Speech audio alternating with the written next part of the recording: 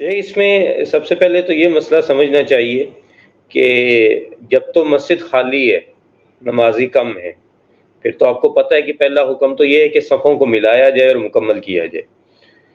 تو یہ تو بالأولیٰ سمجھ آتی ہے کہ آپ کو اندر ہی نماز پڑھنی چاہیے، اور جہاں تک آپ کو پتہ چل رہا ہے کہ جگہ خالی ہے آپ وہاں تک جائیں۔ پہلی بات تو یہ ہے۔ اور دوسری بات یہ ہے کہ خواتین کے حوالے سے ہمیں پتہ ہے کہ اللہ کے نبی صلی اللہ علیہ وسلم نے فرمایا کہ مرد کی پہلی صف افضل ہے اور خاتون کی آخری صف افضل ہے۔ تو اس لحاظ سے ان کا بھی مسجد کا صحن یا آخری حصہ ان کا سمجھ آتا ہے کہ ان کو وہیں پہ پڑھنی چاہیے۔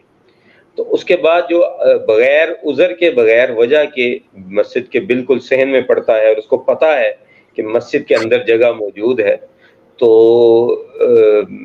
احتیاط اسی میں ہی ہے کہ اندر پڑھے اگر وہ چاہتا ہے کہ اس کا اجر وہ اس کو ملے جو حدیث کے مطابق ہے،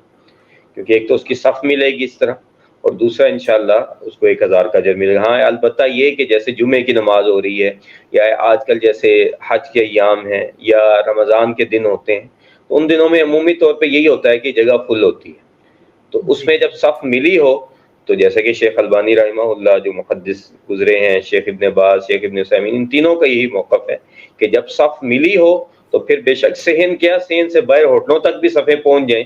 تو وہ آپ کو 1000 کا ہی ثواب ملے گا۔ لیکن اگر اس طرح نہیں ہے تو پھر مسجد نبوی کا خاص یہی ہے کہ اس کے صرف مسجد کے اندر ثواب ملے گا۔ البتہ مسجد حرام کا جو حکم ہے وہ الگ سے ہے، جیسے شیخ اس کی وضاحت کر چکے کہ مسجد حرام کے بارے میں عمومی طور پہ علماء کا موقف یہ ہے کہ حدود حرم کے اندر 1,00,000 نماز کا ثواب ہے،